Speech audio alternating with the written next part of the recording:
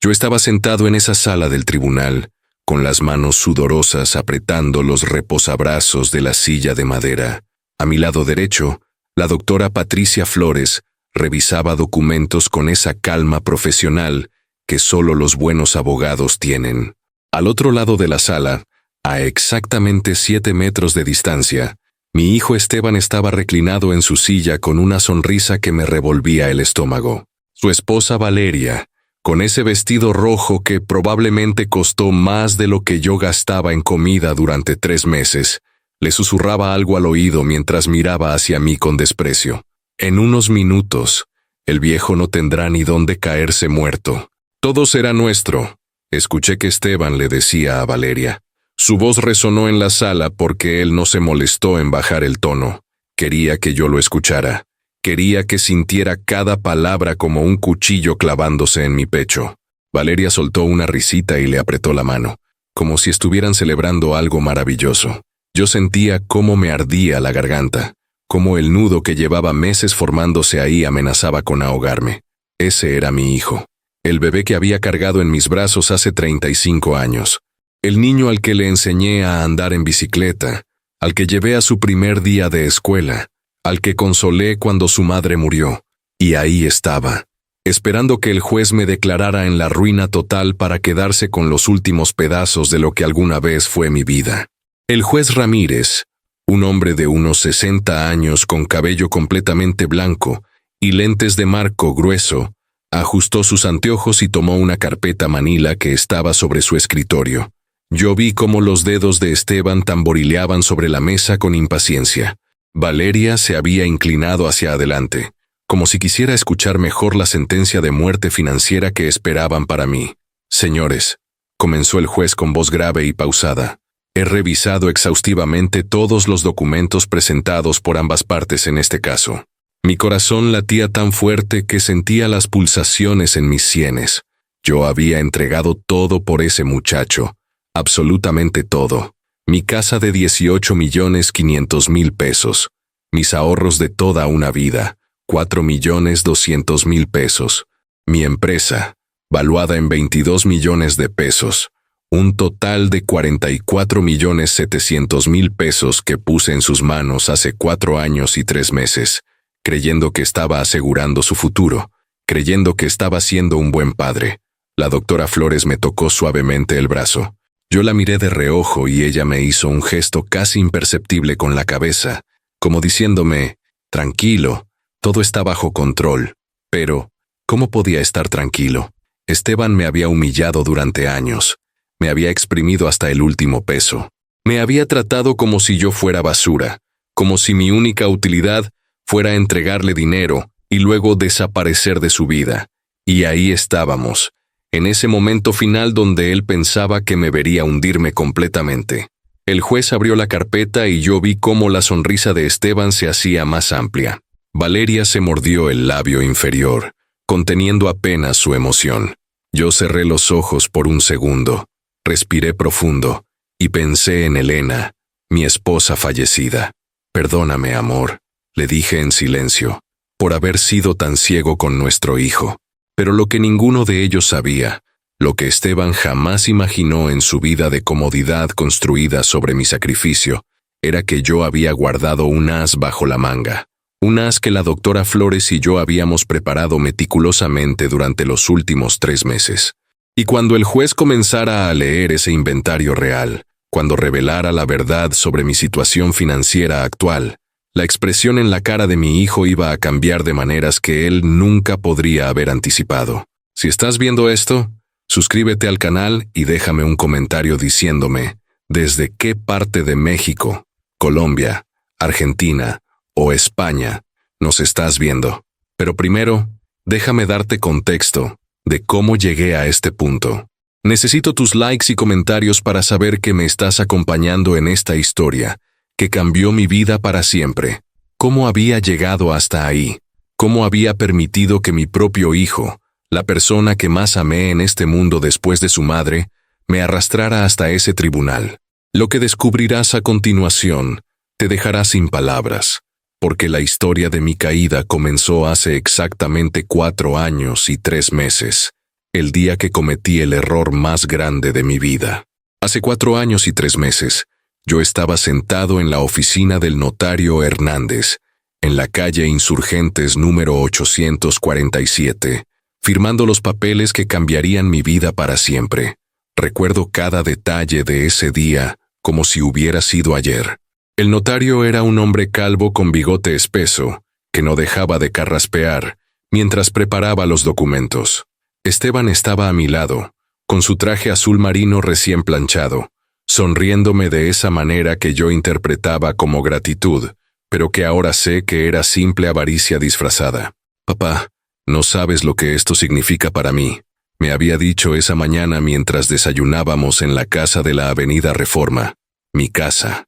La casa que Elena y yo habíamos comprado 32 años atrás por apenas 800,000 pesos y que ahora valía 18,500,000 pesos.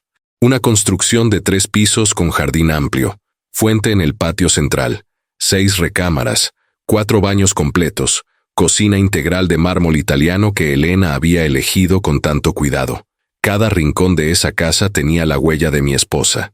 «Es tu herencia adelantada, hijo», le respondí mientras le servía más café. «Tu madre y yo siempre quisimos que tuvieras éxito. Esta es mi forma de asegurarme de que lo logres». Yo sentía un orgullo inmenso en el pecho. Esteban había venido con su plan de negocios de exportación de productos latinoamericanos hacia Asia. Me había mostrado proyecciones, números, contratos preliminares. Todo parecía sólido. Todo parecía ser la oportunidad de su vida. Lo que vendí ese día no fue solo la casa. Yo transferí mi empresa de importación de textiles Mendoza e Hijos, que había fundado 38 años atrás con Elena. La empresa que comenzó en un local de 20 metros cuadrados y que terminó ocupando una bodega de 1,200 metros cuadrados con 18 empleados. La empresa que generaba ingresos netos de aproximadamente 3,800,000 pesos anuales. El notario Hernández había hecho la evaluación. 22 millones de pesos era el valor real de mercado. Y además, yo saqué todas mis economías. 4,200,000 pesos que había acumulado durante toda mi vida de trabajo. Dinero que venía de 43 años de levantarme a las 5 de la mañana, de sacrificar vacaciones, de negociar cada contrato con sudor y determinación. Ese dinero representaba cada hora que pasé lejos de Elena construyendo nuestro futuro, cada peso que ahorré, negándome pequeños lujos para tener seguridad en la vejez. 44,700,000 pesos en total. Yo puse todo ese dinero en las manos de Esteban ese día de marzo, un martes soleado a las 11:15 de la mañana. Firmé 23 documentos diferentes. Mi mano temblaba no de miedo, sino de emoción. Pensaba que estaba siendo el mejor padre del mundo. Pensaba que Elena estaría orgullosa de mí desde donde estuviera. «Con esto vas a construir un imperio, hijo», le dije mientras salíamos de la notaría. Él me abrazó fuerte y yo sentí ese abrazo como la confirmación de que estaba haciendo lo correcto. «Te prometo que no te voy a decepcionar, papá. Voy a multiplicar esto por 10. Vas a vivir como un rey», me respondió con voz emocionada. «Pero déjame contarte cómo era mi vida antes de ese momento. Déjame llevarte 5 años atrás, cuando Elena todavía estaba viva y todo en mi mundo tenía sentido. Elena murió hace exactamente 5 años y 7 meses. Cáncer de páncreas que se la llevó en 4 meses desde el diagnóstico. Ella tenía 61 años, yo 62. Llevábamos casados 36 años. Se llamaba Elena Patricia Moreno de Mendoza, y era la mujer más hermosa que jamás conocí. No por su físico, aunque era bella con su cabello negro siempre recogido en un moño y sus ojos color miel, sino por su alma. Elena era bondad pura. Los domingos, cuando Esteban todavía venía a casa con regularidad, Elena preparaba su mole poblano especial, que tardaba 2 días en hacer. Yo veía a mi esposa en la cocina, con su delantal floreado, moviendo la olla mientras me contaba anécdotas de la semana. Esteban llegaba puntualmente a las 2 de la tarde. En aquel entonces todavía no había conocido a Valeria. Comíamos los 3 en el comedor grande, bajo la lámpara de cristal que Elena había heredado de su madre. «Mamá, nadie cocina como tú», decía Esteban mientras se servía la tercera porción. Elena brillaba con esos comentarios. Después de comer, Esteban y yo nos sentábamos en la terraza a tomar café y hablar de la empresa. Él trabajaba conmigo entonces, llevaba el área de ventas. Era bueno en su trabajo, eso debo reconocerlo. Tenía facilidad para cerrar tratos, para convencer a los clientes. Yo pensaba que algún día él tomaría las riendas del negocio y lo llevaría a nuevas alturas. Elena y yo teníamos nuestras rutinas. Cada viernes por la noche íbamos al cine, sin falta. A ella le encantaban las películas románticas que a mí me aburrían, pero yo iba feliz solo por verla sonreír. Los sábados por la mañana caminábamos juntos por el Parque Chapultepec, tomados de la mano como adolescentes. Ella me contaba sobre las plantas del jardín, sobre los nuevos vecinos, sobre el libro que estaba leyendo. Yo la escuchaba y pensaba que era el hombre más afortunado del planeta. Mi negocio iba bien, muy bien. Yo importaba telas desde Perú, Guatemala y Brasil, y las vendía a fabricantes de ropa en todo México. Había construido relaciones sólidas durante décadas. Mis clientes confiaban en mí porque siempre cumplía, siempre entregaba calidad. El dinero fluía de manera constante. No éramos millonarios extravagantes, pero vivíamos muy cómodamente. Yo le daba a Elena todo lo que ella quería, aunque ella nunca pedía mucho. Cuando Elena enfermó, yo gasté 680,000 pesos en tratamientos. Volamos a Houston, Texas, buscando opciones. Contraté los mejores oncólogos. Nada funcionó. Ella murió un martes por la mañana, a las 6:20, en nuestro dormitorio, sosteniendo mi mano. Sus últimas palabras fueron: «Cuida a nuestro hijo, Roberto. Él te va a necesitar». Yo lloré como nunca había llorado en mi vida. Esteban estuvo presente en el funeral. Lloró sobre el ataúd de su madre. Me abrazó y me dijo: «Papá, te prometo que siempre voy a estar aquí para ti. Somos familia». Yo le creí. Dios santo, ¿cómo le creí? Los primeros 6 meses después de la muerte de Elena fueron los más oscuros de mi vida. Yo me levantaba en esa casa enorme y vacía sin saber qué hacer conmigo mismo. El negocio seguía funcionando, porque yo tenía buenos gerentes, pero mi corazón no estaba en eso. Esteban venía a verme 2 o 3 veces por semana. Me llevaba comida, se quedaba a hacerme compañía, veíamos televisión juntos. Yo agradecía profundamente esos momentos.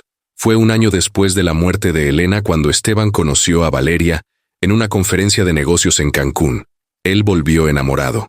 «Papá, conocí a la mujer de mi vida», me dijo con los ojos brillantes. Valeria Sánchez, 27 años en ese entonces, egresada de una universidad privada cara, trabajaba en marketing para una empresa de cosméticos. La conocí 3 semanas después en un restaurante italiano del centro. Valeria era bonita, eso no lo puedo negar. Cabello castaño largo, siempre bien maquillada, vestía con ropa de marca, pero había algo en sus ojos que me incomodaba. Una frialdad que yo intentaba ignorar, porque Esteban parecía tan feliz. Durante esa primera cena, ella apenas me dirigió la palabra. Contestaba con monosílabos cuando yo le hacía preguntas sobre su familia o su trabajo. Yo lo atribuía a nerviosismo. Se casaron 8 meses después en una boda que costó 950,000 pesos. Yo pagué todo. Valeria quería la boda en un hotel 5 estrellas con vista al mar en Puerto Vallarta. 230 invitados, banda en vivo, flores importadas, vestido de novia de diseñador. «Papá, es el día más importante de nuestras vidas», me dijo Esteban cuando le comenté que me parecía excesivo. Yo terminé firmando todos los cheques. Los primeros signos de problema comenzaron sutilmente, tan sutilmente que yo los ignoré. 3 meses después de la boda, Esteban no vino al domingo familiar. Me llamó a las 3 de la tarde. «Papá, lo siento, Valeria no se siente bien. Mejor nos quedamos en casa». La semana siguiente fue lo mismo. «Papá, tenemos una reunión familiar del lado de Valeria. La 3ª semana. Papá, estamos muy cansados, mejor te vemos otro día». De ver a mi hijo 3 veces por semana, pasé a verlo una vez cada 15 días. Y cuando lo veía, las visitas eran cortas. Él llegaba apurado, contestando mensajes en su teléfono, distraído. Yo intentaba conversar, pero sus respuestas eran cortantes. «Sí, papá. No, papá. Ahora no puedo, papá. Luego vinieron los préstamos. El primero fue de 120,000 pesos. Papá, tengo una oportunidad de inversión, pero necesito liquidez rápida. Te lo devuelvo en 2 meses. Yo le transferí el dinero ese mismo día. 2 meses pasaron. 4 meses pasaron. 6 meses pasaron. Cuando le pregunté, él me dijo: «Ay, papá, se me había olvidado. Dame unas semanas más». Esas semanas nunca llegaron. El segundo préstamo fue de 250,000 pesos. Papá, Valeria necesita una cirugía estética que el seguro no cubre. Es importante para su autoestima. Yo no entendía por qué una mujer de 28 años necesitaba cirugía estética, pero no dije nada. Transferí el dinero. Nunca me lo devolvió. El tercer préstamo fue de 480,000 pesos. Papá, tenemos problemas con el auto. Necesitamos uno nuevo porque el que tenemos se descompone mucho. Yo vi después que compraron un BMW último modelo de 900,000 pesos. Pero bueno, yo había dado 480,000. Pensé que ellos pusieron el resto. Nunca me devolvieron nada. Fue entonces cuando Esteban vino con su gran idea, su plan de negocios de exportación. Y yo, viejo tonto, solo, todavía sumido en el dolor por la muerte de Elena, vi en ese plan la oportunidad de volver a sentirme útil, de volver a conectar con mi hijo. Pensé que si le daba todo, si le demostraba que confiaba en él completamente, nuestra relación volvería a ser como antes. Qué equivocado estaba. Qué ciego fui al no ver que lo que Esteban y Valeria querían no era mi apoyo, sino mi dinero, y que una vez que tuvieran ese dinero, yo dejaría de tener cualquier valor para ellos. Pero eso lo descubrí después, cuando ya era demasiado tarde para retroceder, cuando ya había firmado todos esos documentos en la notaría del señor Hernández, cuando ya me había quedado prácticamente sin nada, confiando en las promesas de un hijo que estaba a punto de convertir mi vida en un infierno, del que nunca imaginé poder salir. Después de firmar todos esos papeles en la notaría, yo me mudé a un departamento de renta en la colonia Roma. Era un lugar modesto, 2 recámaras pequeñas, un baño, cocina integral básica, sala comedor de 20 metros cuadrados. La renta mensual era de 18,500 pesos, una miseria comparado con la casa que acababa de entregar, pero Esteban me había dicho: «Papá, es temporal. En 6 meses, cuando el negocio despegue, te compro una casa incluso mejor que la anterior. Te lo prometo». Yo le creí. Dios mío, ¿cómo le creí? Los primeros 3 meses después de la transferencia, Esteban me visitó exactamente 2 veces. La primera vez fue una semana después de firmar. Llegó por 30 minutos a dejarme una caja con algunos de mis objetos personales que habían quedado en la casa. «Papá, encontramos esto en el ático. Pensé que lo querrías», me dijo mientras dejaba la caja en la entrada sin siquiera pasar. Yo le ofrecí café. Le dije que nos sentáramos a platicar. «No puedo. Tengo junta en 40 minutos», respondió viendo su reloj. Se fue antes de que yo pudiera decir algo más. La segunda visita fue 2 meses después, cuando necesitaba que yo firmara unos documentos adicionales relacionados con la empresa. «Es puro trámite legal, papá. Nada importante», me dijo mientras sacaba los papeles de su portafolio de piel italiana que yo nunca le había visto antes. Yo firmé sin leer, con mucho cuidado, confiando en él. Ahora sé que esos documentos me quitaban cualquier derecho residual que pudiera haber tenido. Me quedé exactamente con 0. Mi cumpleaños número 67 llegó un viernes de octubre. Yo me había levantado esa mañana con algo de esperanza. Elena siempre hacía de mis cumpleaños algo especial. Pastel de 3 leches que compraba en la pastelería de la esquina, mis enchiladas suizas favoritas, una pequeña reunión familiar. Aunque Elena ya no estaba, yo esperaba que Esteban viniera, que tal vez pasaríamos el día juntos, que almorzaríamos en algún restaurante. Le había mandado un mensaje 2 semanas antes. «Hijo, mi cumpleaños es el viernes 15. ¿Podemos almorzar juntos?» Contó. Él respondió 8 horas después. «Claro, papá, nos vemos ese día». Yo me aferré a esa promesa. El viernes me levanté temprano, me bañé, me puse mi camisa celeste favorita que Elena me había regalado en nuestro último aniversario juntos. Me afeité con cuidado. A las 11 de la mañana le mandé mensaje. Hijo, ¿a qué hora nos vemos? Él no contestó. Al mediodía le volví a escribir. Nada. A las 2 de la tarde lo llamé. No contestó.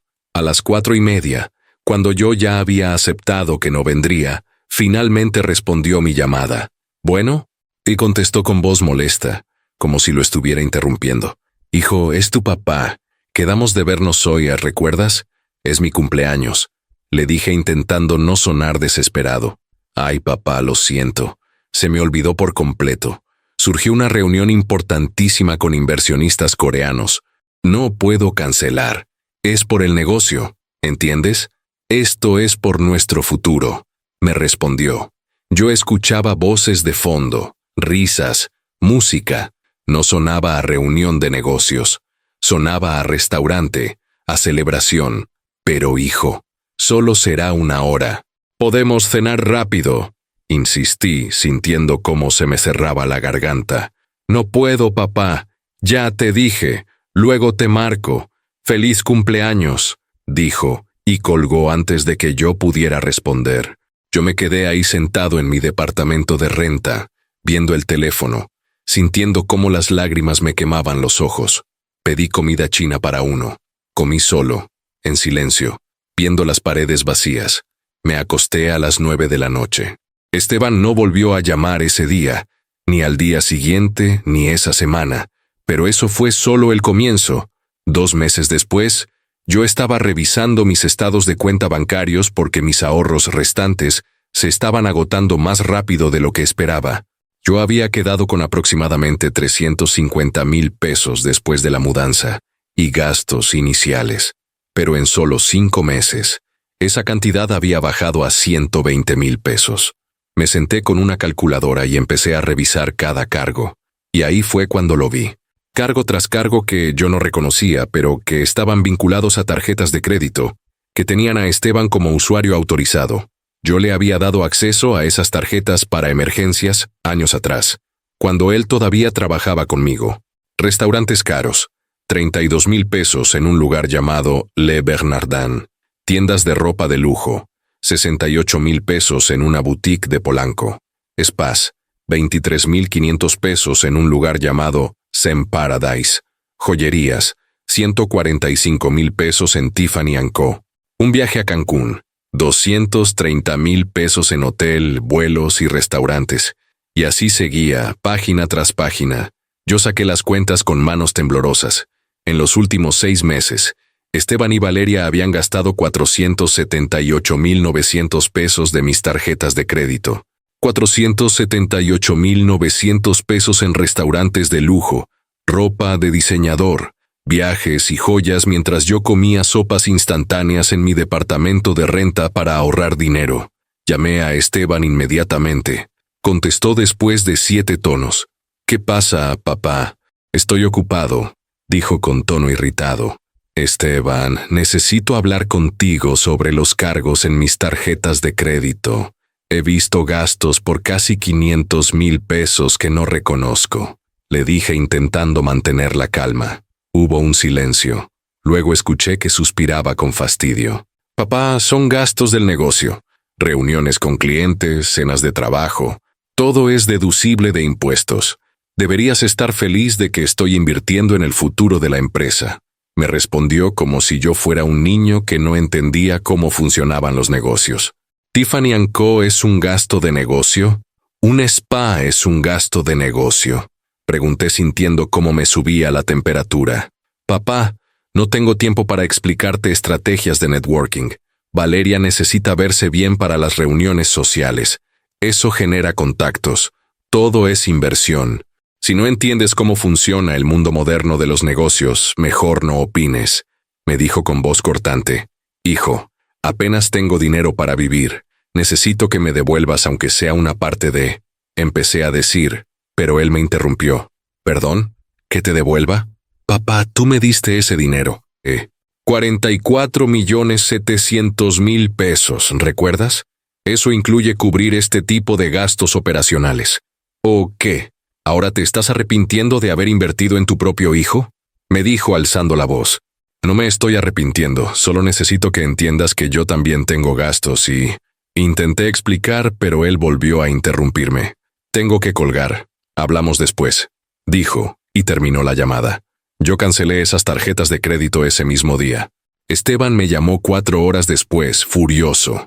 ¿Cancelaste las tarjetas? ¿En serio, papá? ¿Sabes la vergüenza que me hiciste pasar? Estaba en una cena de negocios y mi tarjeta fue rechazada en frente de clientes importantes. ¿Qué te pasa?, me gritó por teléfono. Hijo, no puedo seguir pagando esos gastos, no tengo más dinero. Le respondí sintiendo cómo me dolía el pecho. Eres increíble, papá, increíble. Das con una mano y quitas con la otra. ¿Sabes qué? Mejor no me busques por un tiempo. Estoy muy decepcionado de ti, me dijo y colgó. Yo me quedé llorando en la sala de mi departamento como no lloraba desde la muerte de Elena. ¿Cómo había llegado a esto? ¿Cómo mi hijo me hablaba así después de todo lo que yo había sacrificado por él? Pero créeme cuando te digo que eso no fue lo peor, ni siquiera cerca. 3 meses después, en febrero, Esteban me llamó. Fue la primera vez que me contactaba en todo ese tiempo. Papá, el negocio está despegando. Vamos a hacer una celebración grande con inversionistas y socios. Es este sábado a las 7 de la noche en el salón del Hotel Presidente. Obviamente estás invitado, me dijo. Yo sentí que el corazón se me llenaba de alegría. Mi hijo me estaba invitando. Quería incluirme. Tal vez las cosas estaban mejorando. Claro que sí, hijo. Ahí estaré. Le respondí emocionado. Perfecto. Ah, una cosa, papá. Por favor, usa tu mejor traje. Va a haber gente muy importante y necesitamos dar buena imagen. ¿Todavía tienes el traje gris que te compraste hace como 5 años? Me preguntó. Sí, lo tengo. Me lo pondré, le dije. El sábado me arreglé con todo el cuidado del mundo. Me puse el traje gris que Esteban mencionó, una corbata azul marino, mis zapatos de piel que había lustrado la noche anterior. Tomé un taxi hasta el hotel porque mi carro viejo se había descompuesto 2 semanas antes y no tenía dinero para repararlo. Llegué a las 7:10. El salón era impresionante. Luces elegantes, mesas decoradas con flores blancas y doradas, tal vez 100 personas vestidas con ropa cara. Yo vi a Esteban del otro lado del salón, hablando con un grupo de personas. Vestía un smoking negro que se veía carísimo. Valeria estaba a su lado con un vestido dorado que brillaba, joyas que probablemente costaban más que 3 meses de mi renta. Caminé hacia él sonriendo. Hijo, qué evento tan elegante, le dije cuando llegué a su lado. Esteban me miró de arriba a abajo con una expresión que no pude descifrar. Valeria me vio y su rostro se transformó en una mueca de disgusto. Papá, te dije tu mejor traje, me dijo Esteban entre dientes, sonriendo a medias para que las personas alrededor no notaran su molestia. Este es mi mejor traje, hijo, le respondí confundido. Valeria se inclinó hacia Esteban y le susurró algo al oído, pero yo alcancé a escuchar. Te dije que era mala idea invitarlo. Mira cómo está vestido, parece un indigente. Yo sentí como si me hubieran abofeteado. Esteban no la contradijo. En lugar de eso, me tomó del brazo y me llevó hacia una esquina del salón, lejos de los invitados. Papá, mira, tal vez fue un error que vinieras. Esta noche es muy importante para nosotros. Hay inversionistas de Japón, de Corea, gente muy importante. ¿Y tú? Bueno, no encajas muy bien con el ambiente. ¿Me entiendes?, me dijo hablando rápido, mirando sobre su hombro como si tuviera miedo de que alguien nos viera juntos. ¿Me estás diciendo que me vaya?, pregunté sintiendo cómo se me hacía un nudo en la garganta. No te estoy diciendo que te vayas. Solo, quédate por aquí, en esta esquina. Come algo, tómate unos tragos. Pero mejor no te acerques mucho cuando yo esté con los inversionistas. No quiero que hagan preguntas incómodas, me dijo. Y luego agregó algo que me destruyó. Y si alguien te pregunta quién eres, di que eres un empleado de la empresa. ¿Sí? No menciones que eres mi papá. Yo me quedé ahí parado viendo cómo mi hijo volvía al centro del salón, cómo le pasaba el brazo por la cintura a Valeria, cómo se reía con esos inversionistas mientras yo estaba escondido en una esquina como si fuera alguien de quien avergonzarse. Yo, que había dado 44.700.000 pesos para que ese negocio existiera. Yo, que había sacrificado todo. Me quedé en esa fiesta exactamente 20 minutos más. No comí nada. No bebí nada. Me fui sin despedirme. Esteban ni siquiera notó que me había ido. Pero espera, porque la historia todavía no llega a su punto más bajo. Aún faltaba que yo descubriera la verdad completa sobre lo que Esteban estaba haciendo con mi dinero. Aún faltaba que yo supiera exactamente cuánto me había estado exprimiendo durante todo este tiempo. Y cuando finalmente vi los números reales, cuando entendí la magnitud de su traición, algo dentro de mí se rompió para siempre. 2 meses después, en abril, yo estaba revisando mi correo electrónico cuando vi un mensaje del banco. Era una notificación sobre un préstamo personal que supuestamente yo había solicitado por 850.000 pesos. Yo no había solicitado ningún préstamo. Llamé al banco inmediatamente.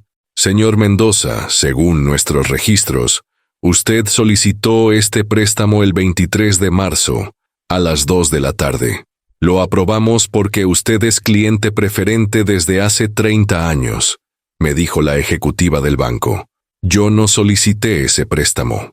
Nunca lo autoricé, le dije sintiendo cómo me temblaban las manos. Después de revisar, la ejecutiva me explicó que alguien había usado mis documentos personales y mi firma digital. Le pedí una reunión urgente. 3 días después, yo estaba en el banco revisando todos los documentos. Y ahí estaba, mi firma digital, que Esteban tenía acceso desde años atrás cuando trabajaba conmigo. Él había solicitado el préstamo a mi nombre, y el dinero había sido transferido a una cuenta que eventualmente rastreé hasta él. Me senté con todos mis estados de cuenta bancarios, todos los movimientos de los últimos 4 años, y empecé a hacer una lista completa. Esto fue lo que descubrí. Préstamos temporales que nunca me devolvió. 850.000 pesos. Gastos en mis tarjetas de crédito. 947.600 pesos. El préstamo fraudulento que solicitó a mi nombre. 850.000 pesos. Pero había más. Yo también descubrí que Esteban había vendido la casa que yo le di por 23 millones de pesos. Mucho más que los 18.500.000 que valía cuando se la di, porque el mercado inmobiliario había subido. Ese dinero extra, esos 4.500.000 pesos adicionales, eran míos por derecho, pero él se los quedó sin decirme nada. En total, Esteban me había quitado, utilizado y robado 2.647.600 pesos adicionales a los 44.700.000 pesos que yo le había dado voluntariamente.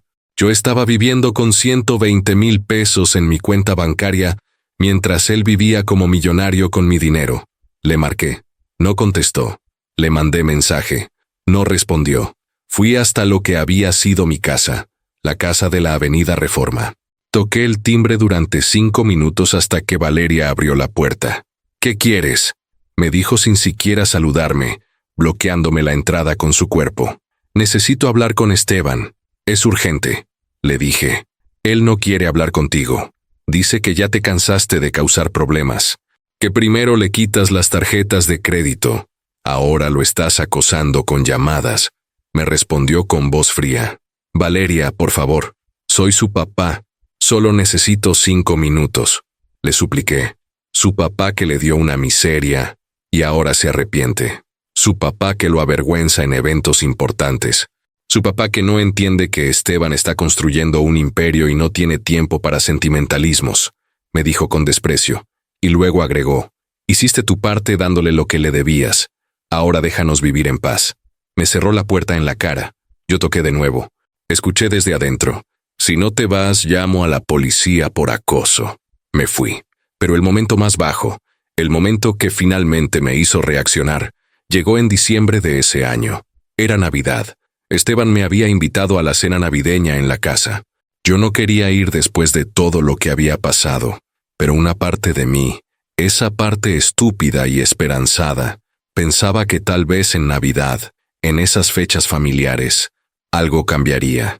Tal vez Esteban recordaría quién era yo, qué había hecho por él, Llegué a las 9 de la noche. La casa estaba llena de gente, amigos de Esteban y Valeria, sus socios de negocios, familia del lado de ella. Había tal vez 30 personas. Yo llevaba una botella de vino barato porque era lo único que podía costear. Entré por la cocina porque la puerta principal estaba bloqueada por invitados. Me senté en una esquina del comedor grande, en una silla que estaba un poco apartada de la mesa principal. Nadie me saludó. Nadie me dirigió la palabra. Yo era invisible.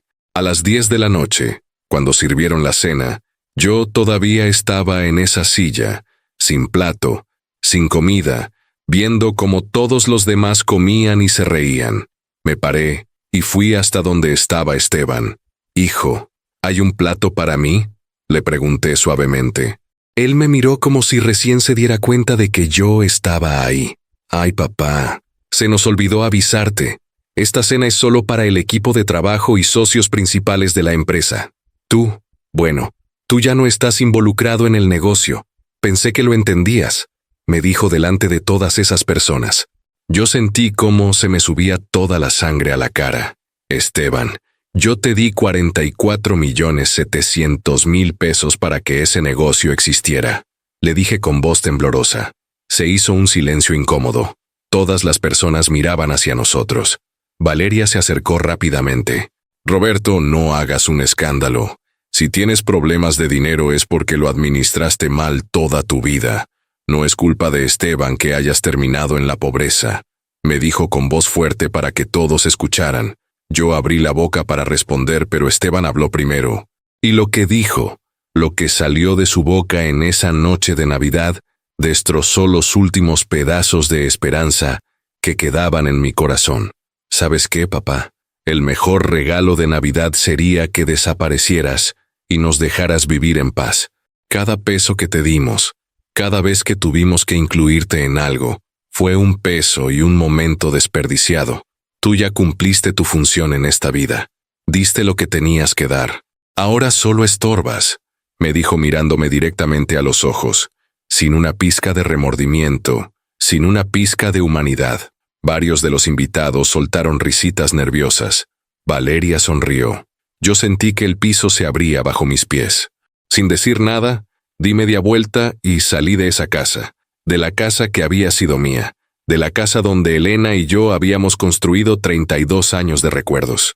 Salí a la calle, caminé 4 cuadras hasta que encontré una parada de autobús, y me senté en la banca de metal frío de esa noche de diciembre.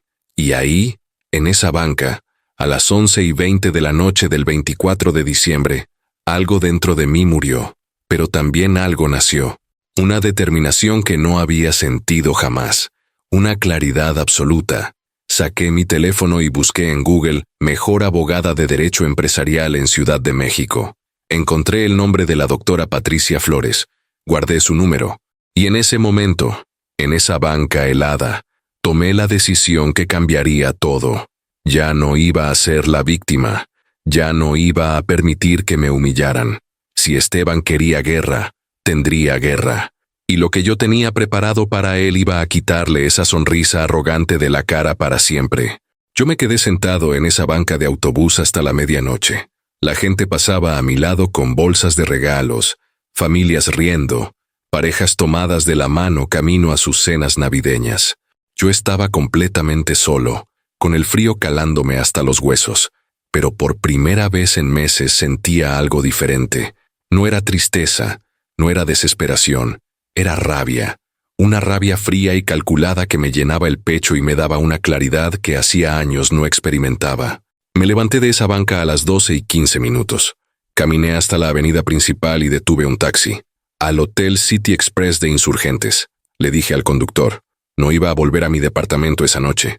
No quería estar en ese lugar donde había pasado meses sintiéndome miserable y derrotado. Necesitaba un espacio nuevo, aunque fuera por una noche, para pensar con claridad. La habitación del hotel costó 1,200 pesos. Yo pagué con mi tarjeta de débito rezando para que tuviera fondos suficientes. La transacción se aprobó. Subí a la habitación 304, una habitación pequeña pero limpia con una cama matrimonial, un escritorio y una ventana que daba a la ciudad iluminada. Me senté en esa cama sin quitarme siquiera los zapatos y saqué mi teléfono. Eran las 12:40 de la mañana del 25 de diciembre. Busqué el nombre que había guardado. Doctora Patricia Flores. Su página web decía que era especialista en derecho empresarial y litigios comerciales complejos. Tenía un doctorado de la Universidad Nacional Autónoma de México y una maestría de Harvard. Había ganado casos contra corporaciones enormes. Sus honorarios, según leí en la sección de preguntas frecuentes, iniciaban en 150,000 pesos para consultoría inicial. Yo tenía 120,000 pesos en mi cuenta bancaria. No me alcanzaba ni para la consulta, pero algo dentro de mí me dijo que no importaba, que encontraría la forma, que esto era más importante que cualquier otra cosa en mi vida en ese momento. Escribí un correo electrónico a las 2 de la mañana. Estimada doctora Flores, mi nombre es Roberto Mendoza. Tengo 67 años. Necesito urgentemente sus servicios legales en un caso de fraude empresarial familiar. Transferí voluntariamente 44,700 pesos a mi hijo hace 4 años bajo promesas que nunca cumplió. Posteriormente él me robó 600 pesos adicionales mediante fraudes y engaños. Tengo toda la documentación. No tengo mucho dinero para pagarle, pero estoy dispuesto a darle un porcentaje de cualquier recuperación. Por favor, ayúdeme. No tengo a nadie más. Puse mi número de teléfono y le di enviar. No esperaba respuesta hasta después de las fiestas, pero a las 9:30 de la mañana del 25 de diciembre, mi teléfono sonó. Era un número que no conocía. Señor Mendoza, escuché una voz femenina profesional del otro lado. Sí, soy yo, respondí incorporándome en la cama. Soy Patricia Flores. Leí su correo. Normalmente no trabajo en Navidad, pero algo en su mensaje me llamó la atención. ¿Puede venir a mi oficina mañana a las 10 de la mañana? Quiero escuchar su historia completa, me dijo.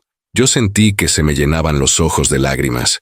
Sí, doctora, ahí estaré. Gracias, muchas gracias, le dije con voz quebrada. Señor Mendoza, una cosa antes de colgar. Dice en su correo que tiene toda la documentación. ¿Es cierto? Me preguntó. Sí, doctora. Guardo cada papel, cada estado de cuenta, cada contrato que firmé, todo. Le respondí. Perfecto. Tráigalo todo. Absolutamente todo. Nos vemos mañana, dijo y colgó. Yo pasé todo el día de Navidad en ese hotel organizando documentos en mi computadora portátil, imprimiendo estados de cuenta en el centro de negocios del hotel, preparando una línea de tiempo detallada de todo lo que había pasado. No comí hasta las 8 de la noche. No me importaba. Tenía una misión. El 26 de diciembre a las 9:30 de la mañana, yo estaba parado frente al edificio de oficinas en Paseo de la Reforma número 2620, piso 18. La recepción de la firma de abogados Flores Asociados era elegante. Paredes de vidrio, muebles modernos, una recepcionista joven que me ofreció café mientras esperaba. A las 10 en punto, la doctora Patricia Flores salió a recibirme. Era una mujer de aproximadamente 50 años, cabello corto, lentes de armazón grueso, traje sastre gris oscuro. Me extendió la mano con un apretón firme. Señor Mendoza, pase por favor, me dijo conduciéndome a su oficina. Pasamos las siguientes 4 horas revisando cada documento. Yo le mostré los contratos de transferencia de la casa, los documentos de la empresa, los estados de cuenta con todos los cargos de Esteban, las pruebas del préstamo fraudulento, los mensajes de texto, los correos electrónicos, todo.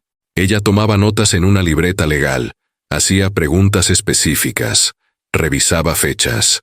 Señor Mendoza, déjeme ver si entiendo correctamente, me dijo a las 2 de la tarde, quitándose los lentes y frotándose los ojos.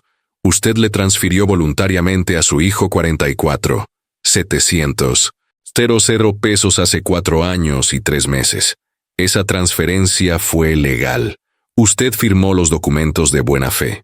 Así es, doctora, le confirmé. Pero después de esa transferencia, su hijo utilizó fraudulentamente sus tarjetas de crédito por 947,600 pesos. Solicitó un préstamo de 850 pesos a su nombre sin su autorización, y nunca le devolvió 850. 1,000 pesos que usted le prestó con promesas de devolución. Total, 2. 647. 600 pesos en actividades potencialmente criminales. Continuó. Exactamente, le dije. Y además, su hijo vendió la casa que usted le transfirió por 23. 0 pesos cuando originalmente valía 18. 500. 1,000 pesos, obteniendo una ganancia de capital de 4. 500. 1,000 pesos que legalmente le correspondería a usted como ganancia por apreciación de un activo que usted construyó, añadió. Sí, doctora. Eso es correcto. Confirmé sintiendo cómo se me aceleraba el pulso. Ella se reclinó en su silla y me miró directamente a los ojos. Señor Mendoza, tengo noticias para usted, pero antes de dárselas, necesito hacerle una pregunta. ¿Usted leyó completamente todos los documentos que firmó en la notaría hace 4 años? Me preguntó. No, doctora. Confié en mi hijo. Firmé donde él me dijo que firmara. Admití sintiéndome avergonzado. Ella sonrió. No era una sonrisa burlona. Era una sonrisa de satisfacción. Eso pensé. Señor Mendoza, tengo algo que mostrarle, me dijo sacando de mi carpeta uno de los documentos que yo le había entregado. Este documento aquí, el que usted firmó el 23 de marzo hace 4 años. ¿Lo recuerda? Vagamente, doctora. Firmé como 23 documentos ese día. Le respondí. Este documento específico es un acta constitutiva de trust irrevocable. ¿Sabe qué significa eso? Me preguntó. Yo negué con la cabeza. No, doctora, no tengo idea. Significa que usted, Roberto Mendoza, estableció un fideicomiso donde depositó el 65% de las acciones de la empresa Mendoza e Hijos. Su hijo Esteban recibió solo el 35% de las acciones en transferencia directa. El 65% restante está en un trust donde usted es el beneficiario principal y controlador. Me explicó. Yo la miré sin entender. Doctora, no comprendo. ¿Qué significa eso en términos simples? Significa, señor Mendoza, que su hijo no es dueño del 100% de la empresa, solo es dueño del 35%. Usted controla el 65% a través del trust, y como beneficiario controlador del trust, usted puede tomar decisiones sobre ese 65% en cualquier momento. Puede votar con esas acciones, puede bloquear decisiones, puede incluso vender esas acciones si lo desea, me dijo con voz clara y contundente. Yo sentí que el mundo se detenía. ¿Cómo? Yo no sabía eso. ¿Por qué haría mi hijo eso? Pregunté confundido. Porque su hijo necesitaba que usted firmara. Y probablemente uno de los abogados de su hijo insertó este documento entre los otros 23 que usted firmó, esperando que usted no lo leyera. Pero hay más, me dijo abriendo otra carpeta. Según mis investigaciones preliminares de registros públicos, su hijo nunca declaró ante las autoridades fiscales la venta de la casa por 23,00 pesos. La vendió bajo el agua para no pagar impuestos sobre la ganancia de capital. Eso es evasión fiscal, un delito federal. Yo no podía respirar. Doctora, ¿qué significa todo esto? Significa, señor Mendoza, que usted tiene mucho más poder del que cree, y si me permite representarlo, vamos a recuperar no solo los 600 pesos que le robó fraudulentamente, sino que vamos a reposicionar completamente el control de esa empresa. Y de paso, vamos a presentar una denuncia fiscal que podría costarle a su hijo multas millonarias o incluso cárcel, me dijo con total seriedad. ¿Y sus honorarios, doctora? Yo solo tengo 120 pesos, le dije sintiendo vergüenza. Trabajo con el 30% de lo que recuperemos, más gastos. Si no recuperamos nada, usted no me paga nada. ¿Le parece justo? Me propuso. Yo extendí mi mano temblorosa. Doctora Flores, tiene un trato. Ella estrechó mi mano. Señor Mendoza, prepárese. Esto va a ser intenso.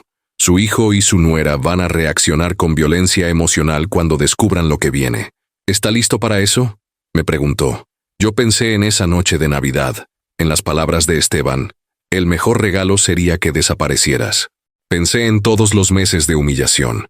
En mi esposa Elena que estaría revolcándose en su tumba si supiera cómo nos había traicionado nuestro hijo. Doctora, Estoy más que listo, le respondí con una firmeza en mi voz que yo mismo no reconocí.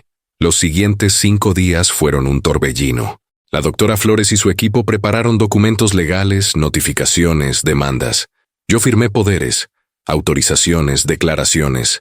El 2 de enero, 8 días después de aquella horrible cena de Navidad, todo estaba listo. La estrategia de la doctora Flores era simple pero devastadora. Primero, yo ejercería mi derecho como controlador del trust para congelar todas las cuentas bancarias de la empresa. Segundo, revocaríamos todos los poderes que Esteban tenía para actuar en nombre de la empresa. Tercero, presentaríamos demandas por fraude, apropiación indebida y solicitud de préstamo fraudulento. Cuarto, presentaríamos una denuncia ante el Servicio de Administración Tributaria por evasión fiscal en la venta de la casa. Todo esto tiene que ejecutarse simultáneamente, me explicó la doctora Flores. Si su hijo se entera de una parte antes que de las otras, intentará mover dinero o destruir evidencia. Necesitamos el elemento sorpresa total. El 3 de enero a las 10 de la mañana, todo se activó como un reloj suizo. El banco recibió las órdenes de congelamiento. El notario recibió las revocaciones de poder. La oficina del fiscal recibió las denuncias. Y el abogado de Esteban recibió las notificaciones de demanda. Yo estaba en la oficina de la doctora Flores cuando todo sucedió. Ahora esperamos, me dijo sirviéndome un café. Su hijo se va a enterar en las próximas 2 horas cuando intente hacer una transferencia o firmar un contrato y descubra que no puede hacer nada. No tuvimos que esperar 2 horas. 45 minutos después, mi teléfono empezó a sonar. Era Esteban. Yo miré a la doctora Flores. ¿Contesto? Le pregunté.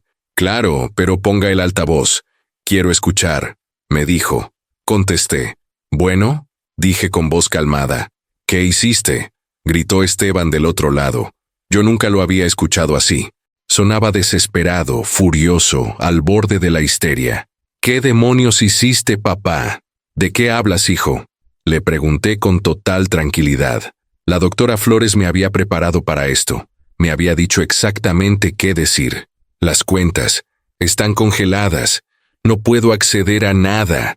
Tengo una transferencia urgente de 3 millones de pesos que vence hoy, y no puedo hacerla, gritó. Yo lo escuchaba respirar agitadamente. Ah, eso. Sí. Ejercí mis derechos como controlador mayoritario de la empresa. Resulta que soy dueño del 65% a través de un trust. ¿No lo sabías? Le dije con voz suave, casi inocente. Se hizo un silencio del otro lado. ¿Cómo sabes de eso? Preguntó con voz temblorosa. Tengo muy buenos abogados, hijo. Mejores que los tuyos, aparentemente, le respondí. Papá, no sé qué te dijeron esos abogados, pero esto es un malentendido. Ese trust es solo un tecnicismo legal. No significa nada. Yo soy el que dirige la empresa. Yo soy el que hace todo el trabajo, dijo intentando sonar razonable, pero yo escuchaba el pánico en su voz. Esteban, también recibiste notificaciones de demandas por fraude, ¿verdad? Por el préstamo que solicitaste a mi nombre, por los cargos en mis tarjetas, y imagino que muy pronto vas a recibir una visita de la autoridad fiscal sobre la venta no declarada de la casa. Le dije enumerando cada punto con satisfacción. ¿Me estás demandando? ¿En serio? ¿Tú? ¿El que me dio ese dinero voluntariamente? ¿El que firmó todo por su propia voluntad? Gritó de nuevo. Yo te di 44,700 pesos voluntariamente, eso es cierto. Pero tú me robaste 2,647, 600 pesos adicionales. Y eso, hijo mío, es un delito. Le respondí. Si estás viendo esto, por favor dale like a este video y comenta qué harías tú en mi situación. Tu apoyo me ayuda a seguir compartiendo esta historia que cambió mi vida. Y espera, porque lo que viene te va a sorprender aún más. Estás loco. Estás completamente loco. Valeria tenía razón. Eres un viejo amargado y resentido, que no soporta vernos felices. Me gritó con rabia absoluta. Esteban, te voy a colgar ahora. Cualquier comunicación futura debe ser a través de mi abogada, la doctora Patricia Flores. Su número está en las notificaciones que recibiste. Que tengas buen día, le dije. «Papá, no te atrevas a colgar, papá», gritaba cuando yo corté la llamada. La doctora Flores me miraba con una sonrisa. «Señor Mendoza, lo hizo perfecto, completamente perfecto», me dijo. Mi teléfono sonó de nuevo. Era Esteban otra vez. No contesté. Volvió a sonar. Y otra vez. Y otra vez. 16 llamadas en total en los siguientes 30 minutos. Yo no contesté ninguna. La doctora Flores me había instruido. No conteste más llamadas directas. Toda comunicación debe ser a través de mí. A las 3 de la tarde llegó un mensaje de texto de Valeria. Lo leí en voz alta para la doctora Flores. «Roberto, no sé qué te pasa, pero estás destruyendo a tu propia familia.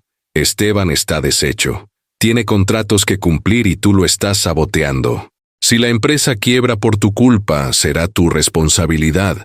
Recapacita antes de que sea demasiado tarde». La doctora Flores soltó una risita. Clásica manipulación. «Ignore ese mensaje completamente», me instruyó. A las 5:30 de la tarde, Esteban intentó una táctica diferente. Llamó al teléfono de la oficina de la doctora Flores. Ella contestó y puso el altavoz. «Doctora Flores, soy Esteban Mendoza. Necesito hablar urgentemente con usted sobre este malentendido con mi padre», dijo con voz controlada, profesional, totalmente diferente a como me había hablado a mí. «Señor Mendoza Jr., escucho», respondió la doctora Flores con tono neutral. «Mire, doctora, mi padre es un hombre mayor. Está confundido. Él me dio ese dinero voluntariamente hace años. Ahora está arrepentido porque sus finanzas personales no están bien, pero eso no es mi responsabilidad. Y este asunto del trust es un tecnicismo que él no entiende», explicó Esteban intentando sonar razonable. «Señor Mendoza Jr., su padre no está confundido. Está perfectamente lúcido. Y el trust no es un tecnicismo. Es un instrumento legal válido que le da a su padre control del 65% de la empresa. Control que él está ejerciendo ahora», respondió la doctora Flores con voz firme. «Doctora, por favor, tengo obligaciones. Tengo empleados que dependen de mí. Tengo contratos millonarios que vencen esta semana. Si no puedo cumplir porque las cuentas están congeladas, voy a perder todo. ¿Eso es lo que mi padre quiere? ¿Destruirme?», dijo Esteban, y yo noté que su voz empezaba a quebrarse. Yo miré a la doctora Flores. Ella me hizo un gesto preguntando si quería decir algo. Yo me acerqué al teléfono. «Hijo, ¿te acuerdas de la cena de Navidad? ¿Te acuerdas cuando dijiste que el mejor regalo sería que yo desapareciera? ¿Te acuerdas cuando me dijiste que yo ya había cumplido mi función en esta vida y que solo estorbaba?», le pregunté con voz calmada. Esteban se quedó en silencio. «Bueno, hijo, no voy a desaparecer. Y resulta que sí tengo una función más en esta vida. Enseñarte que las acciones tienen consecuencias, que no puedes robarle, humillar y despreciar a la persona que te dio absolutamente todo sin que haya un precio que pagar», le dije, sintiendo una satisfacción profunda en el pecho. «Papá, por favor. Cometí errores. Lo reconozco. Valeria y yo nos dejamos llevar por el estilo de vida. Pero podemos arreglar esto. Podemos sentarnos a hablar como familia», dijo Esteban con voz suplicante. «Esteban, tuviste 4 años y 3 meses para hablar conmigo como familia. Tuviste cientos de oportunidades para tratarme con respeto. Elegiste no hacerlo. Ahora vas a tener que hablar con mi abogada», le respondí. «¿Cuánto quieres? ¿Quieres que te devuelva los préstamos? ¿Los gastos de las tarjetas? Te lo devuelvo todo, solo descongela las cuentas», dijo desesperado. «Son 2,647. 600 pesos más intereses, más daños morales, más compensación por fraude. Mi abogada te enviará los números exactos», le dije. «No tengo ese dinero líquido ahora mismo. Todo está invertido en el negocio. Si no descongelas las cuentas, voy a perder contratos por más de 10 millones de pesos», gritó perdiendo completamente la compostura. «Entonces tal vez debiste haber administrado mejor el dinero que yo te di, en lugar de gastarlo en restaurantes de lujo, ropa de diseñador y viajes a Cancún», le respondí. La llamada terminó con Esteban llorando como un niño pequeño. Yo corté la comunicación. La doctora Flores me miró con respeto. «Señor Mendoza, esto apenas comienza. Su hijo va a intentar todo. Va a rogar, va a amenazar, va a tratar de manipularlo emocionalmente. ¿Está preparado para mantener su posición?, me preguntó. Yo pensé en mi esposa Elena. Pensé en los 32 años en esa casa de la Avenida Reforma. Pensé en los 43 años, levantándome a las 5 de la mañana para construir algo. Pensé en la cena de Navidad, donde mi propio hijo deseó que yo desapareciera. Doctora Flores, estoy más preparado que nunca en mi vida, le respondí con total certeza. Y tenía razón en estar preparado, porque lo que Esteban y Valeria hicieron en las siguientes semanas, las súplicas, las manipulaciones, los intentos desesperados por recuperar el control, todo eso estaba por venir, y cada movimiento que ellos hicieran solo iba a empeorar su situación, porque yo ahora tenía algo que no había tenido en 4 años, poder, y estaba listo para usarlo. Los siguientes días fueron un caos absoluto para Esteban y Valeria. Yo lo supe porque la doctora Flores me mantenía informado de cada movimiento que ellos hacían. El 4 de enero, un día después de que se ejecutara todo, el abogado de Esteban, un tipo llamado licenciado Ramírez, contactó a la doctora Flores solicitando una reunión urgente. «¿Quieren negociar?», me dijo la doctora Flores por teléfono. «Eso es buena señal. Significa que ya entendieron que no tienen salida fácil». La reunión se programó para el 6 de enero a las 11 de la mañana en las oficinas de la doctora Flores. Yo llegué 30 minutos antes, nervioso. No había visto a Esteban cara a cara desde aquella noche de Navidad. No sabía cómo iba a reaccionar al verlo. A las 11 en punto exactas, Esteban entró a la sala de conferencias acompañado del licenciado Ramírez y de Valeria. Yo casi no reconocí a mi hijo. En solo 2 semanas había perdido peso. Tenía ojeras profundas, el cabello despeinado, la barba sin afeitar. Vestía un suéter arrugado y jeans. Nada que ver con los trajes de diseñador que usaba antes. Valeria tampoco se veía bien. Sin el maquillaje perfecto de siempre, se notaban las líneas de estrés en su rostro. Esteban me miró cuando entró. Yo vi en sus ojos algo que nunca había visto antes. Miedo real. «Papá», dijo con voz ronca. Yo no respondí. Simplemente lo miré y asentí levemente. La doctora Flores me había instruido. «Sea cordial pero firme. No muestre debilidad emocional». Todos nos sentamos alrededor de la mesa de conferencias. La doctora Flores en la cabecera, yo a su derecha, Esteban y su equipo al otro lado.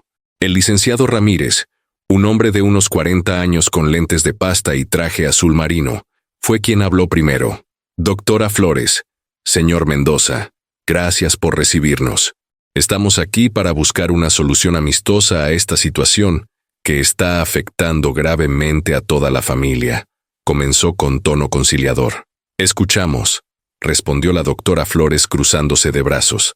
El licenciado Ramírez sacó unos documentos de su portafolio. «Mi cliente está dispuesto a reconocer que hubo ciertos malentendidos en el manejo de algunas cuentas personales. Está dispuesto a devolver los 647,600 pesos que el señor Mendoza reclama, en un plan de pagos de 36 meses, explicó. Yo miré a la doctora Flores. Ella ni siquiera parpadeó. 36 meses, 3 años. Eso significa que el señor Mendoza, de 67 años, recibiría el último pago a los 70 años de edad, asumiendo que su hijo realmente cumpla con todos los pagos, algo que su historial sugiere que es poco probable, dijo la doctora Flores con voz fría. «Doctora, es una cantidad considerable. Mi cliente necesita tiempo para reunir ese capital sin destruir la empresa», respondió el licenciado Ramírez. «La empresa que funciona con el dinero que originalmente pertenecía al señor Mendoza», replicó la doctora Flores. «Hablemos con claridad, licenciado. Su cliente recibió 44,700 pesos hace 4 años. ¿Dónde está ese dinero ahora?» Esteban se removió incómodo en su silla. Valeria le apretó la mano. El licenciado Ramírez carraspeó. «Gran parte se invirtió en la empresa, en inventario, en desarrollo de mercado, en...» Empezó a decir, pero la doctora Flores lo interrumpió. «En un BMW de 900,000 pesos, en un viaje a Cancún de 230,000 pesos, en joyas de Tiffany por 145,000 pesos, en restaurantes de lujo por más de 800,000 pesos acumulados. ¿Continúo?, le dijo la doctora Flores abriendo una carpeta con estados de cuenta detallados. Valeria bajó la mirada. Esteban se puso pálido.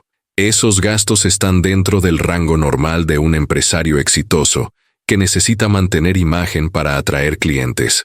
Intentó defender el licenciado Ramírez. Y el hecho de que su cliente haya vendido la casa que recibió por 23,020 al peso sin declarar esa transacción ante el SAT, ¿eso también es normal?, preguntó la doctora Flores.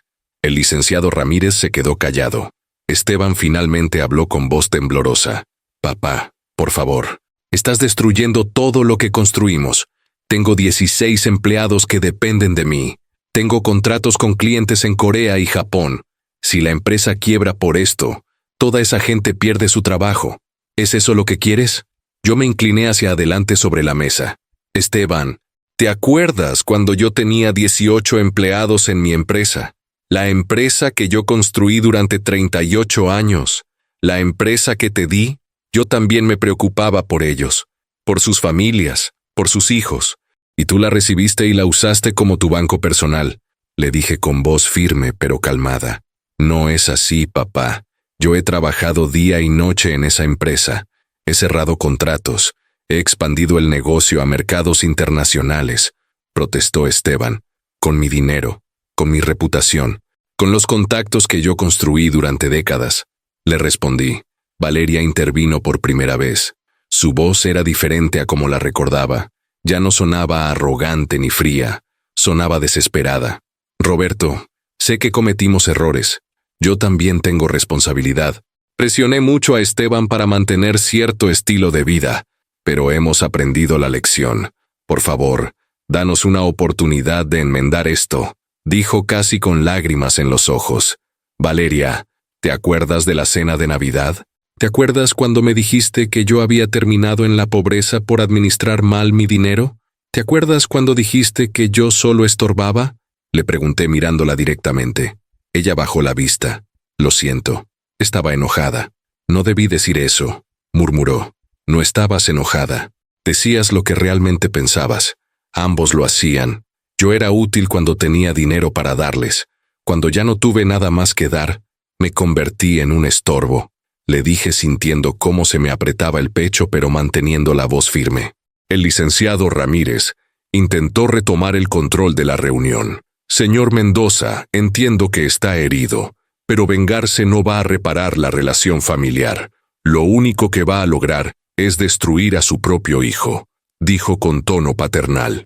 La doctora Flores soltó una risa seca. Licenciado, su cliente destruyó esa relación cuando decidió robar, mentir y humillar sistemáticamente a su padre durante 4 años. El señor Mendoza no se está vengando, está exigiendo justicia. Y está ejerciendo sus derechos legales legítimos. Si su cliente sufre consecuencias, son consecuencias de sus propias acciones, respondió con autoridad. ¿Qué es lo que quieren entonces?, preguntó el licenciado Ramírez con tono derrotado. La doctora Flores abrió otra carpeta. Nuestros términos son los siguientes. 1. Restitución completa de 2,647. 600 pesos en un plazo máximo de 12 meses, no 36. 2. Pago de daños morales por 1,500,000 pesos. 3. Intereses moratorios calculados desde la fecha de cada transacción fraudulenta, aproximadamente 387,000 pesos adicionales. 4. El señor Mendoza retoma participación activa en la junta directiva de la empresa con derecho a voto y supervisión de todas las transacciones mayores a 500,000 pesos. Total a pagar, 4,534,600 pesos, leyó con voz clara. Esteban se puso de pie bruscamente. Eso es imposible. No tengo 4,5 millones de pesos. Si saco eso de la empresa en 12 meses, la empresa quiebra, gritó con desesperación. Entonces tal vez debiste pensar en eso antes de gastarte casi 500,000 pesos en restaurantes y viajes de lujo. Le respondí sin alterarme. Yo soy tu hijo. Se supone que debes apoyarme. Se supone que debes quererme sin condiciones, gritó Esteban con lágrimas corriendo por su rostro. Yo me puse de pie también. Nos miramos a través de la mesa. Esteban, yo te amé sin condiciones durante 67 años de mi vida. Te di todo, literalmente todo. Y tú tomaste ese amor y lo pisoteaste, lo escupiste. Me trataste peor de lo que tratarías a un extraño en la calle. Le dije sintiendo cómo se me quebraba la voz, pero sin permitir que las lágrimas salieran.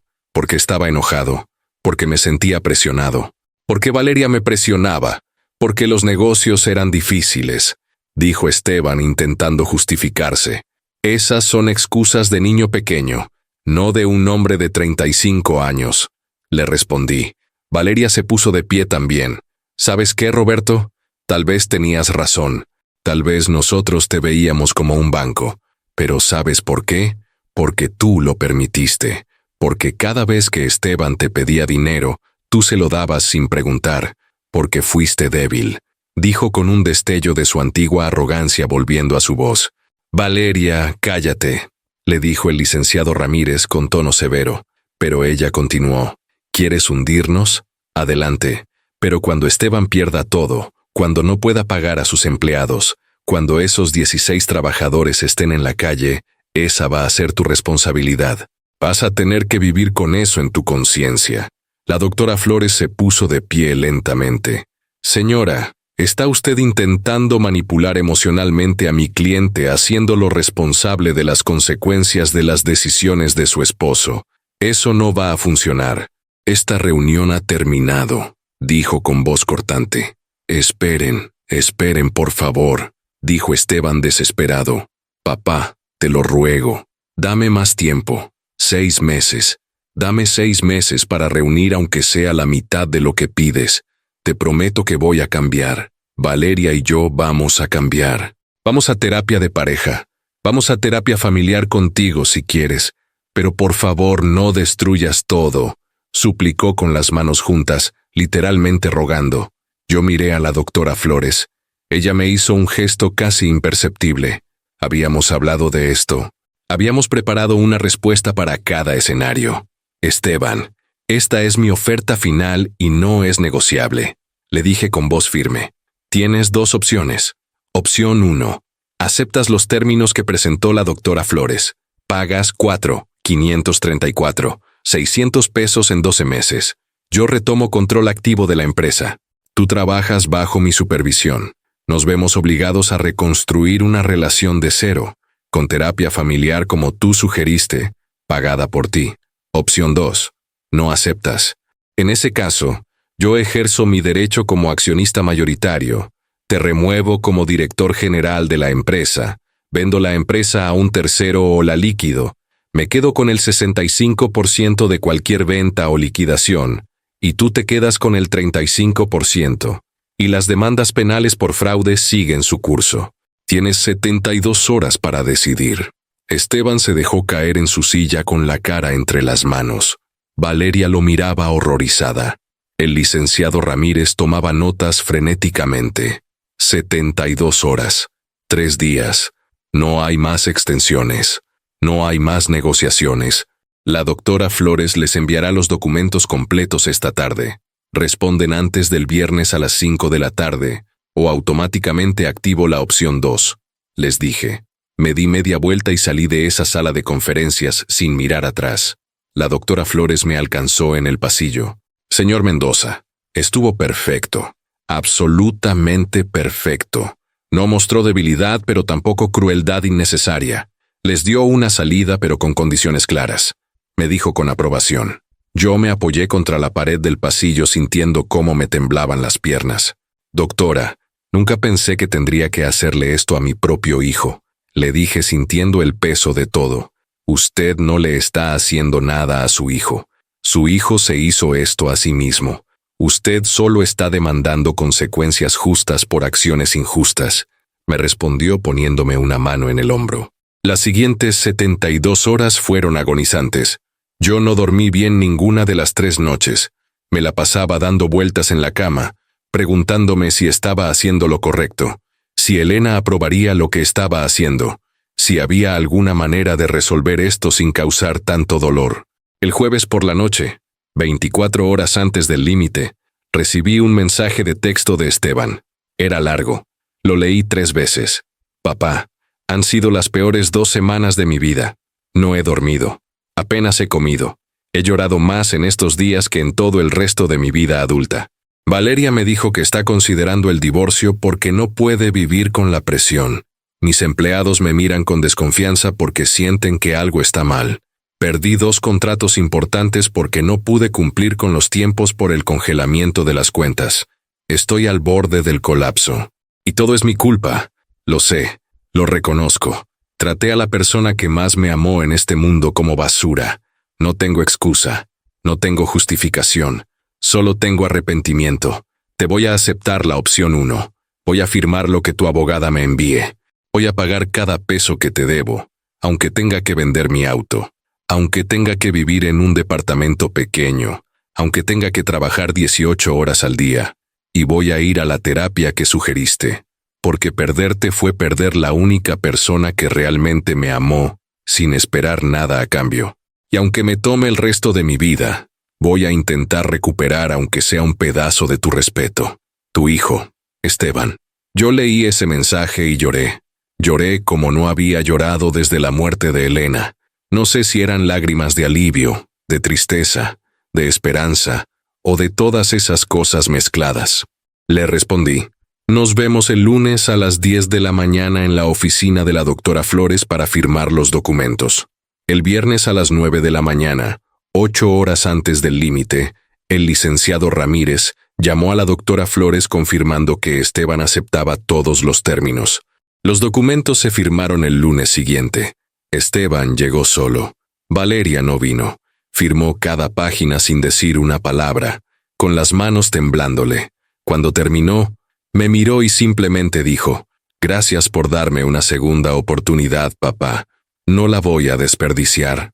Yo asentí. No dije nada más. No estaba listo todavía para decir que lo perdonaba, pero tampoco quería seguir destruyéndolo. Era mi hijo, y aunque me había hecho un daño inimaginable, una parte de mí todavía guardaba esperanza de que pudiera cambiar, de que pudiéramos reconstruir algo, aunque fuera un pedazo pequeño de lo que alguna vez fuimos como familia. 8 meses pasaron desde ese lunes en que Esteban firmó los documentos.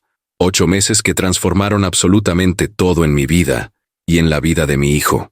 Déjame contarte cómo se desarrolló todo, porque lo que sucedió no fue lo que ninguno de los dos esperaba. El primer mes fue brutal para Esteban. Yo lo sé porque, como parte del acuerdo, yo tenía acceso completo a todos los estados financieros de la empresa. Él tuvo que vender el BMW por 620,000 pesos, mucho menos de lo que había pagado, pero necesitaba el dinero urgentemente. Tuvo que mudarse de la casa de la Avenida Reforma, la que había sido mi casa, a un departamento de renta en la colonia del Valle de 45 metros cuadrados que costaba 23,000 pesos mensuales. Valeria, efectivamente, pidió el divorcio 3 semanas después de que se firmaron los documentos. Yo me enteré por la doctora Flores, quien se enteró por el licenciado Ramírez.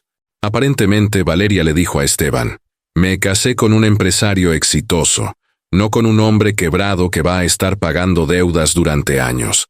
Esto no es lo que yo firmé».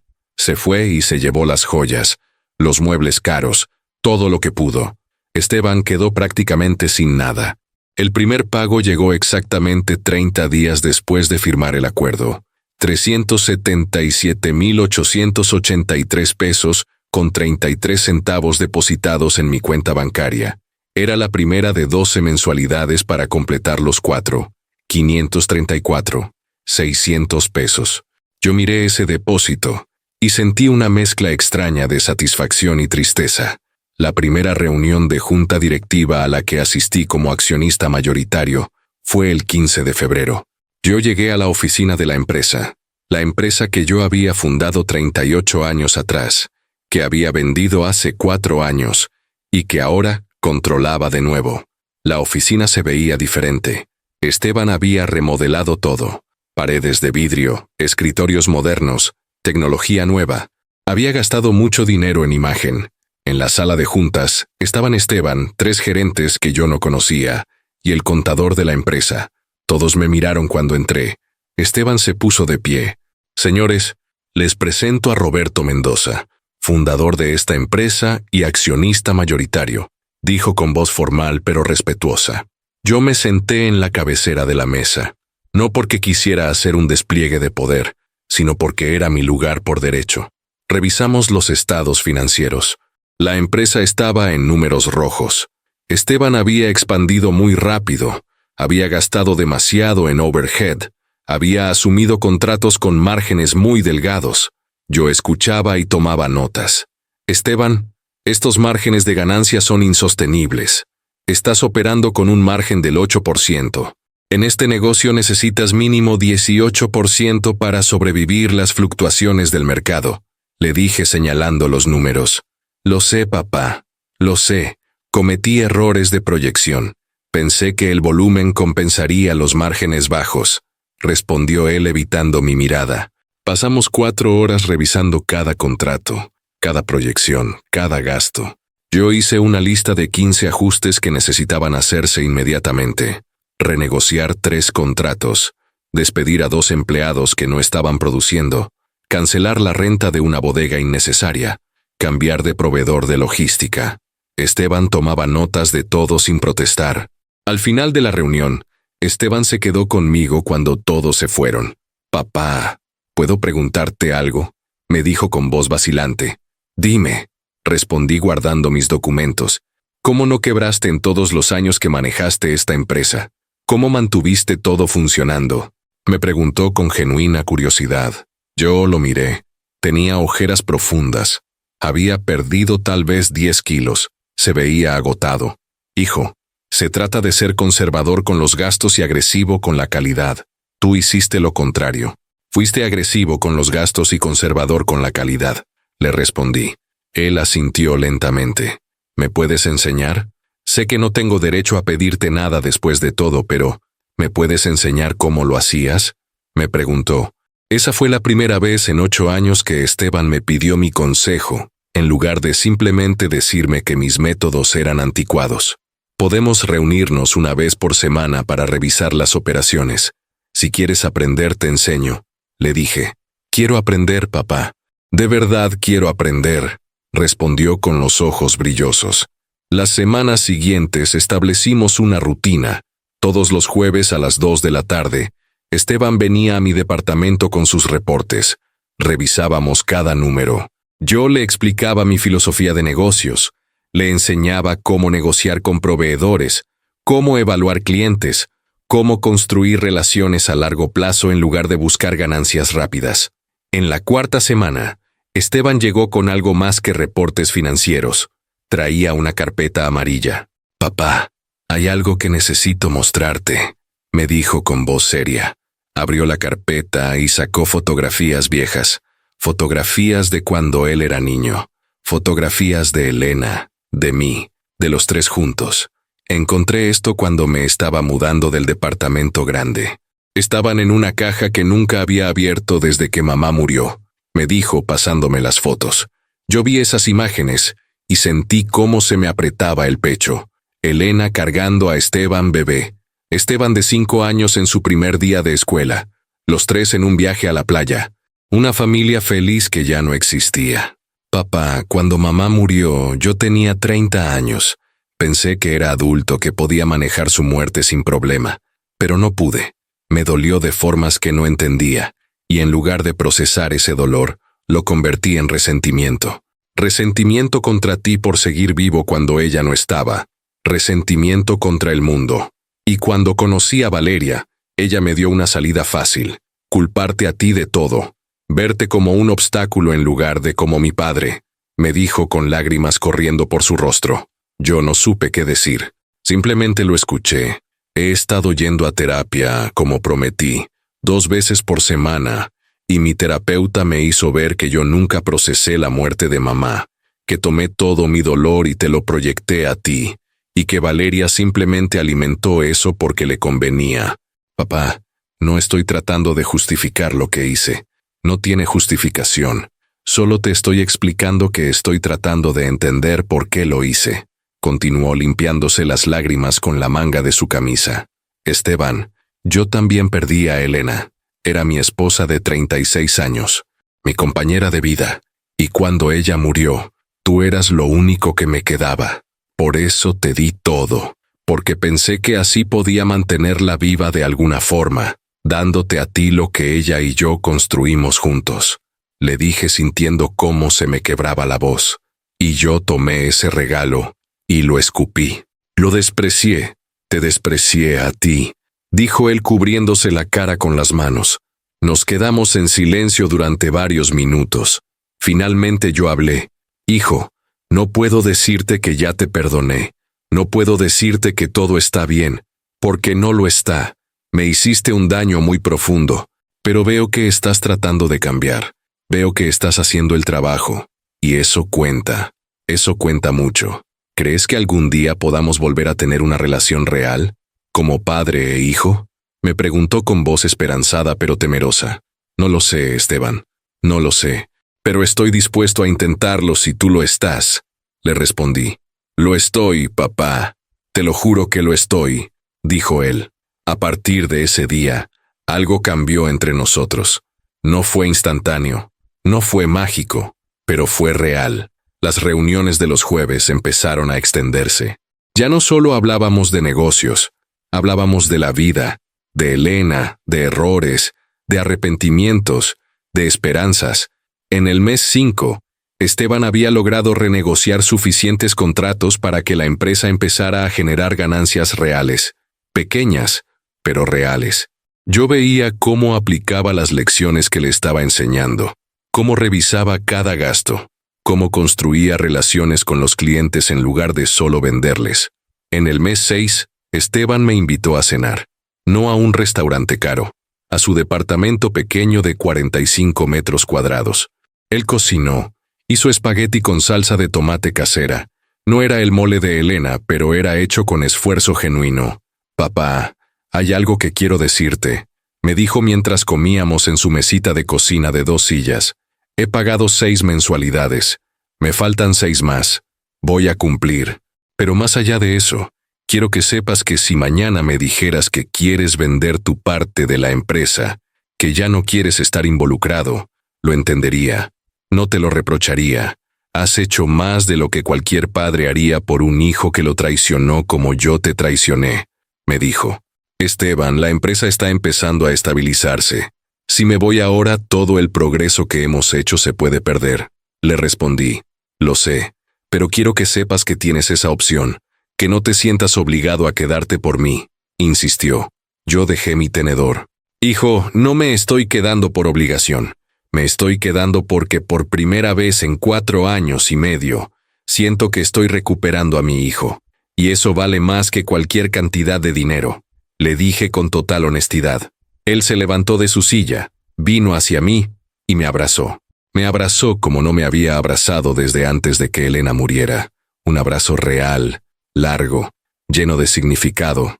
Yo le devolví el abrazo y dejé que las lágrimas corrieran libremente. Para el mes 8, la empresa había crecido un 23% en ingresos comparado con el año anterior. Esteban había pagado 8 de las 12 mensualidades sin fallar ni un solo mes. Habíamos establecido una rutina donde nos veíamos no solo los jueves para negocios, sino también los domingos para desayunar juntos, como solíamos hacer cuando Elena estaba viva. Un domingo de septiembre, estábamos desayunando en un café pequeño cerca de mi departamento. Esteban me dijo algo que me sorprendió. Papá, terminé mi proceso de divorcio la semana pasada. Valeria se llevó todo lo que quiso. Joyas, muebles, todo. ¿Y sabes qué es lo extraño? No me importa, porque me di cuenta de que todas esas cosas materiales nunca me hicieron feliz. Lo único que me hacía feliz era la aprobación de Valeria, y esa aprobación estaba condicionada a cuánto dinero gastaba en ella. ¿Y ahora qué vas a hacer?, le pregunté. Ahora voy a enfocarme en reconstruir mi vida de la manera correcta, sin atajos, sin lujos que no puedo pagar, y sobre todo, voy a enfocarme en recuperar tu confianza, aunque me tome el resto de mi vida, me respondió con determinación. Dale like a este video, y comenta si crees que tomé la decisión correcta, al darle a mi hijo esta segunda oportunidad. Tu opinión me importa, porque sé que muchos de ustedes han pasado por situaciones familiares difíciles. Y ahora déjame contarte cómo terminó todo esto, porque la historia tiene un final que nunca imaginé. Hoy, mientras te cuento esta historia, han pasado exactamente 11 meses desde que Esteban firmó aquel acuerdo. Le falta una mensualidad para completar el pago total. Pero hace 2 semanas me llamó y me dijo: «Papá, quiero pagarte la última mensualidad este mes. Quiero cerrar esa cuenta completamente, no porque me pese, sino porque quiero empezar una nueva etapa sin esa deuda sobre mis hombros». Yo acepté. El pago llegó ayer. 4.534.600 pesos pagados en su totalidad. Cada peso que me debía, devuelto. Pero lo más importante no es el dinero. Lo más importante es que tengo a mi hijo de vuelta. No al hijo arrogante y despreciativo de hace un año. Tengo a un hombre que aprendió una de las lecciones más duras de la vida, que el éxito construido sobre el dolor de otros es un éxito vacío, que el dinero que gastas en impresionar a personas que no te aman realmente es dinero desperdiciado, que la familia, cuando se trata con respeto y amor genuino, es más valiosa que cualquier cuenta bancaria. La empresa ahora es próspera. Esteban la maneja con supervisión mía, pero cada vez necesita menos de mi intervención. Ha demostrado que puede ser el empresario que yo siempre soñé que fuera. Ético, trabajador, consciente. ¿Vamos a volver a ser la familia que éramos cuando Elena estaba viva? No. Esa familia murió hace 5 años con ella. Pero estamos construyendo algo nuevo. Algo diferente. Una relación entre padre e hijo que fue destruida, reconstruida y fortalecida por el proceso. Si Elena estuviera aquí hoy, creo que estaría orgullosa. No del camino que tomamos para llegar aquí. Ese camino fue doloroso y oscuro, pero estaría orgullosa del resultado, de que su esposo tuvo el coraje de exigir respeto, de que su hijo tuvo la humildad de aceptar sus errores y cambiar genuinamente. Y yo, a mis 68 años, aprendí algo fundamental. El amor verdadero no significa permitir el abuso. El amor verdadero a veces significa establecer límites duros, exigir consecuencias y mantenerse firme incluso cuando duele, porque solo a través de esas consecuencias reales es que las personas pueden realmente cambiar. Hoy es un miércoles por la tarde. Estoy sentado en el balcón de mi departamento, el mismo departamento de renta donde pasé los momentos más oscuros de mi vida hace un año, tomando un café y viendo la ciudad. Pero ya no es el mismo lugar para mí. Antes, este departamento representaba mi derrota, mi humillación. Ahora representa mi transformación. Ya no vivo con los 120,000 pesos que tenía en mi cuenta bancaria cuando todo comenzó. Tengo los 4.534.600 pesos que Esteban me pagó, más las ganancias que he generado como accionista mayoritario de la empresa durante estos 11 meses.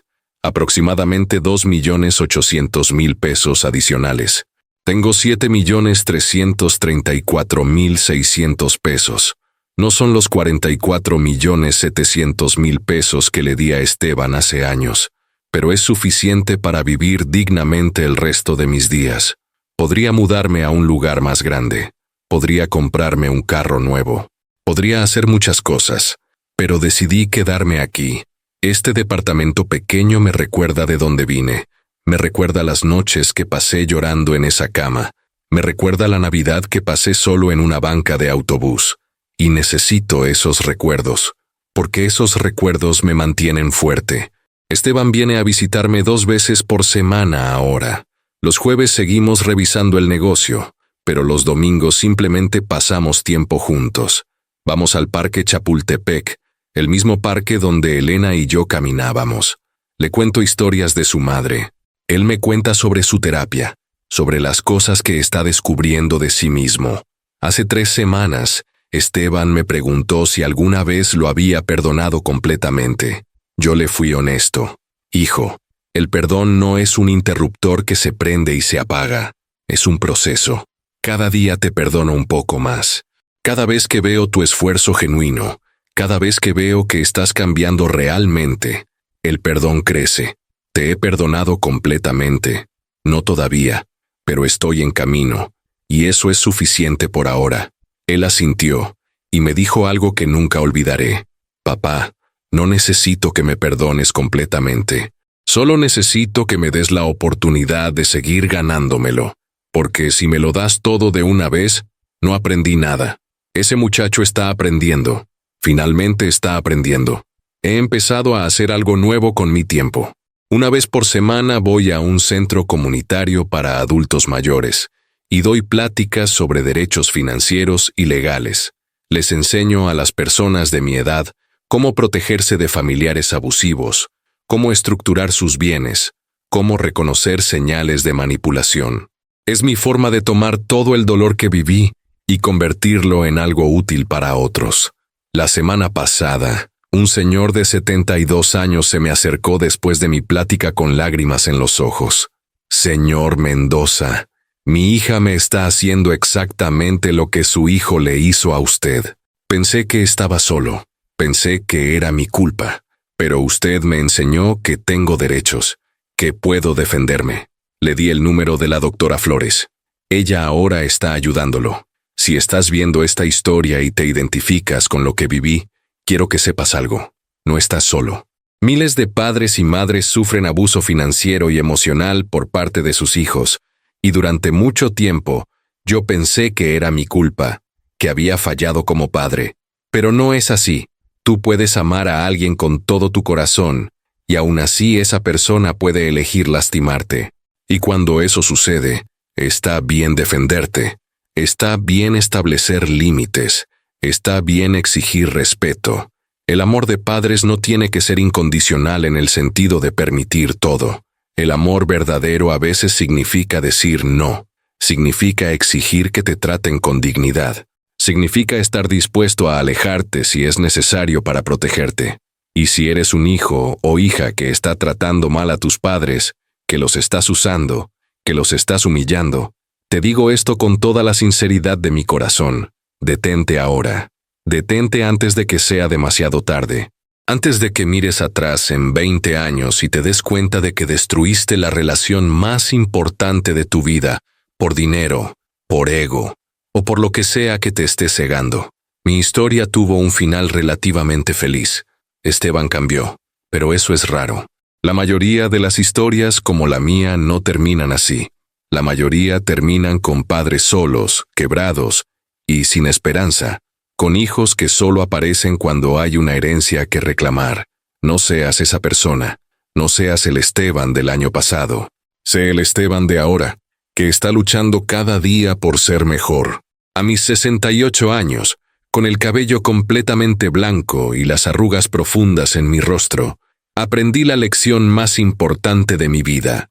Tu patrimonio económico se puede reconstruir, pero tu dignidad, una vez que la recuperas, es invaluable. El dinero va y viene, pero el respeto que tienes por ti mismo, eso es eterno.